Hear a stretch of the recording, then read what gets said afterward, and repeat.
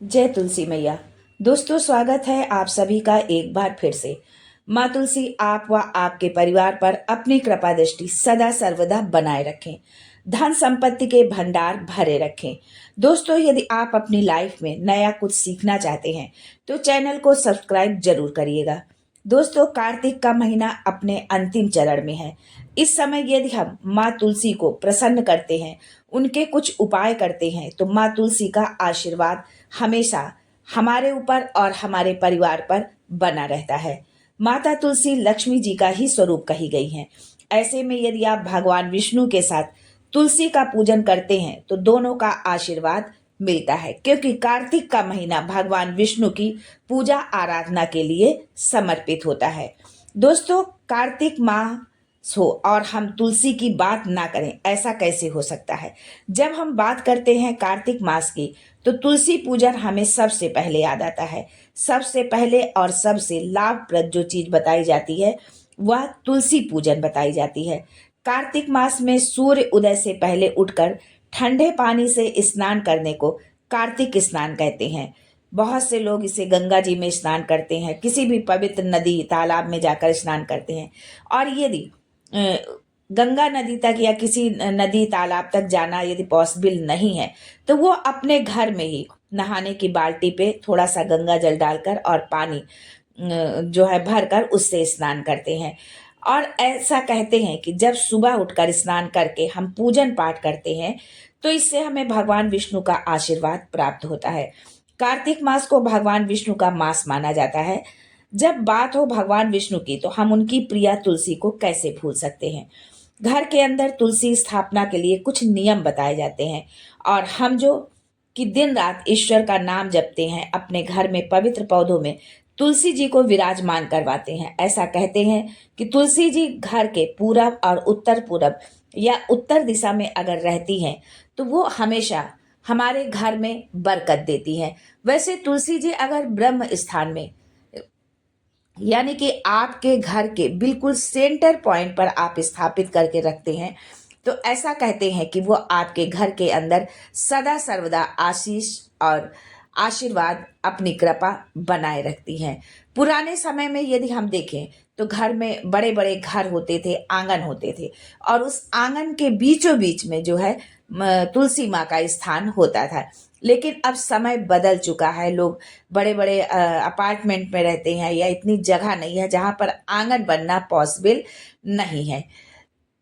फिर भी आप तुलसी को अपने घर में स्थान जरूर दें। कैसे स्थान देना है उनको, तुलसी जी को, ये आगे के वीडियो में हम आपको बताएंगे। जब हम बात करते हैं माँ तुलसी की तो उनके पूजन को लेकर कुछ नियम भी स्थापित करते हैं। कई लोगों को मैंने देखा है वो घर में माँ तुलसी को बहुत नीचा स्थान देकर बैठा देते हैं, गमला समझकर बस नीचे बैठा देते हैं। ऐसा कभी नहीं करना चाहिए। तुलसी जी को हमेशा थोड़ा सा हाथ भर का आपको आसन देकर तब बैठाना चाहिए। चाहे आप ईंटों पर बैठा दें, टेबल पर बैठा दीजिए, या आप उनके लिए लकड़ी का या मिट्टी का ही एक पिलर बनवा दीजिए। माँ तुलसी को कभी सीधा जमीन पर नहीं रखा जाता है। तुलसी जी को कार्तिक मास में, वैसे तो हमेशा ही करना चाहिए, कार्तिक मास में माँ तुलसी को हमेशा एक लाल चुनरी जरूर उड़ा कर रखिए।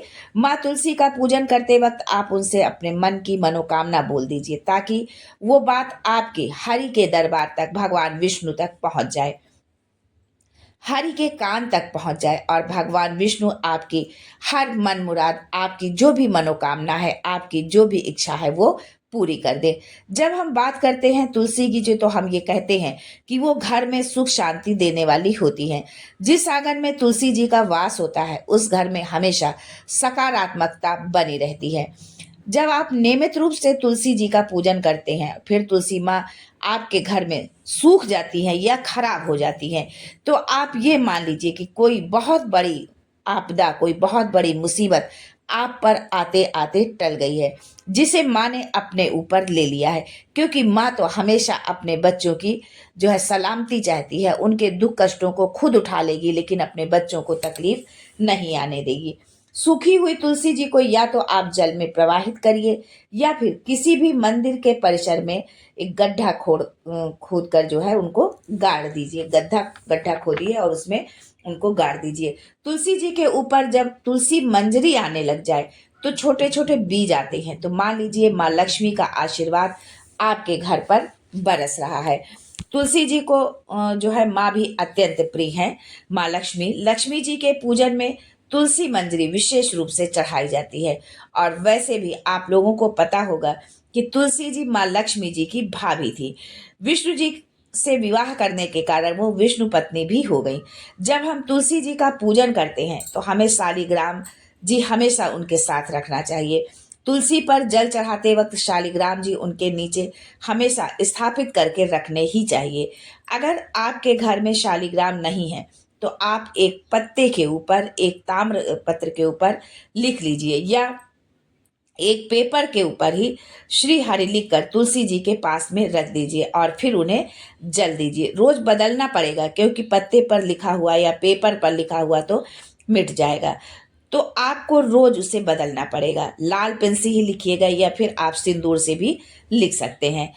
जब हम तुलसी जी को दीपक लगाने की बात करते हैं, जब हम ये भी मानते हैं कि कार्तिक मास में इसका बहुत पुण्य प्राप्त होता है, लेकिन जब हम माँ तुलसी को दीपक लगाते हैं तो एक और विशेष चीज का हम ध्यान रखते हैं। उस दीपक के नीचे हमें थोड़ी सी हल्दी भी रख देते हैं, पिसी हुई हल्दी जो घर में होती है, लेकिन हल्दी साफ सुथरी हो, गंदी ना हो। ये नहीं कि उसमें जो है मिर्ची पड़ी हुई है, धनिया पड़ा हुआ है, साफ सुथरी हल्दी हो। उसी हल्दी को आपको उस दीपक के नीचे रखना है। जब आप माँ तुलसी का पूजन करें तो शुद्ध हल्दी पिसी हुई दीपक के नीचे रखकर और उसके ऊपर दिया रखकर आप माँ का पूजन करें।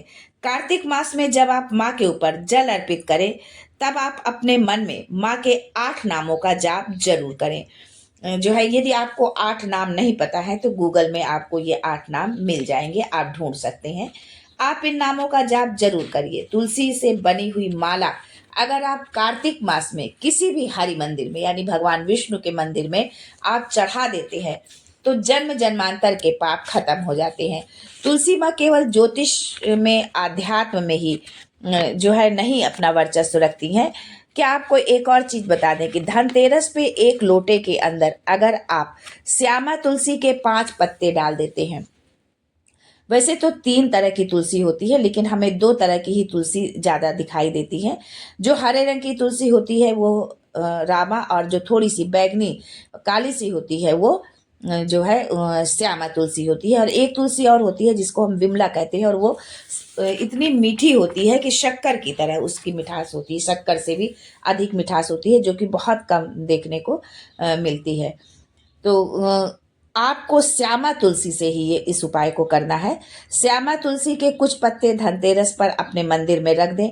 धनतेरस पर जो है रखा रहेगा ये पत्तियां, छोटी दिवाली पर रखी रहेगी, बड़ी दिवाली पर रखी रहेगी, और उसके बाद आप इस जल का छिड़काव अपने पूरे दुकान में, घर में, फैक्ट्री है तो वहां पर आप जिस भी जगह से सकारात्मक ऊर्जा या महालक्ष्मी का आशीर्वाद चाहते हैं वहां वहां पर आप इसका छिड़काव कर देंगे। इस जल का छिड़काव लेट्रिन बाथरूम में नहीं करना है, और इस जल का छिड़काव उस जगह पर भी नहीं होता है जहां पर गंदगी हो। बचा हुआ जल आप एक लोटे में या एक बोतल में भरकर भी रख सकते हैं, जिसे आप नित्य नियम से ग्रहण कर सकते हैं। पवित्र जल होता है, बच्चों को जरूर पिलाना चाहिए। इससे बच्चों की बुद्धि कुशाग्र होती है, उनके अंदर अच्छे संस्कार आते हैं, उनकी निगेटिविटी खत्म होती है। जिस घर आंगन में माँ तुलसी स्थापित होती है उस घर में कभी विपदा नहीं आती, किसी प्रकार की कोई मुसीबत नहीं आती।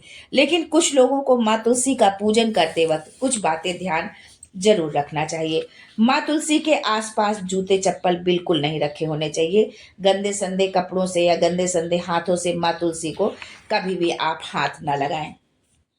बच्चों की पहुंच से माँ तुलसी को जो है दूर रखिए, क्योंकि वो पौधा नहीं है, वो हमारे लिए देवी तुल्य है, पूज्य है। उनको आप ऐसी जगह स्थान देकर रखिए जहां पर आप उनका पूजन इस तरह से कर सके जैसे कि घर में खड़े हुए ठाकुर जी का आप करते हैं। तुलसी जी के 2 पत्र आपको रोज ठाकुर जी को अर्पित करने चाहिए। यदि आप लड्डू गोपाल की सेवा करते हैं तो आप ये कार्य जरूर करें। एकादशी, रविवार या किसी भी ग्रहण के दिन तुलसी जी नहीं तोड़ी जा सकती। हाँ, आप शाम के समय जो है घी का दीपक जला सकते हैं। उससे पहले तोड़कर आप जो है रख लें। टूटी हुई तुलसी पत्र को हम 5 दिन तक उपयोग में ले सकते हैं। वो खराब नहीं होती और ना ही वो बासी मानी जाती है।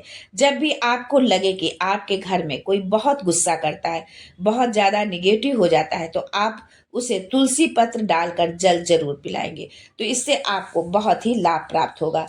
आप कार्तिक मास में तुलसी को हल्दी का दीपक आप जब भी आप लगाएँगे, तो आप उन्हें पानी में थोड़ी-सी हल्दी डालकर उनके ऊपर जल अर्पित करेंगे और साथ ही साथ में उसी जल से शालिग्राम जी का भी स्नान ज़रूर कराएँगे।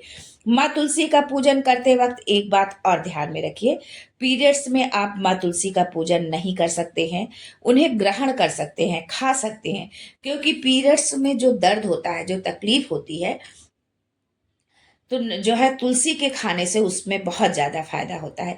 तुलसी जी के अंदर बहुत पारा होता है, जिससे जिससे जो है बॉडी के अंदर की निगेटिव एनर्जी रिड्यूस होती है। दर्द तुरंत जो है भाग जाता है। लेकिन ये पत्ते आप किसी और से तुड़वाएंगे, आप स्वयं इन पत्तों को नहीं तोड़ेंगे। सुबह सुबह जब आप माँ तुलसी का पूजन करने जाएं, तो 3 ताली बजाकर उन्हें जागृत करें, उन्हें जगाएं, तभी आप उनके पत्ते तोड़ें, तभी आप उनका पूजन करें। देवी तुल्य हैं और हम हिंदुओं के अंदर हर एक चीज में हम हरि के दर्शन कर लेते हैं। माँ तुलसी उन्हें अत्यंत प्रिय है और एक तुलसी पत्र पर जो है दौड़े आने वाले मेरे गोविंद, मेरे कन्हैया हमेशा तुलसी जी से सदा सर्वदा प्रसन्न रहते हैं। माँ तुलसी जी का आशीर्वाद आपके घर पर सदा सर्वदा बना रहे। जिस आंगन में माँ तुलसी का वास होता है, उस घर में हमेशा सुख समृद्धि होती है।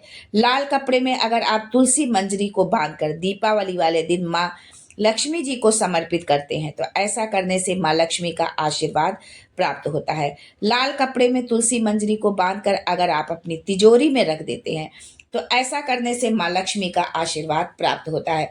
दोस्तों, बात बहुत छोटी छोटी है, लेकिन अगर हम इनको प्रयोग में लाएं, इनको अपनी आदत हम बना लें, हम इन्हें ध्यान में रखें, तो हमारे जीवन के अंदर कभी कठिनाइयां नहीं आती। माँ तुलसी के ऊपर कभी भी वस्त्र मत सुखाइए। जो है माँ तुलसी के ऊपर अपना पहना हुआ वस्त्र की छाया भी जो है उन पर कभी नहीं पड़नी चाहिए। छोटी छोटी बातें हैं। माँ तुलसी से यही आशीर्वाद मांगिए कि उनको और हरि का आशीर्वाद सदा सर्वदा आप पर बना रहे। इसी आशीर्वाद और इसी आस के साथ आज के लिए बस इतना ही। फिर आती हूँ कुछ नया, कुछ अलग, कुछ अद्भुत लेकर। हम जल्द मिलेंगे। तब तक के लिए जय माँ Tulsi and thanks for watching my video.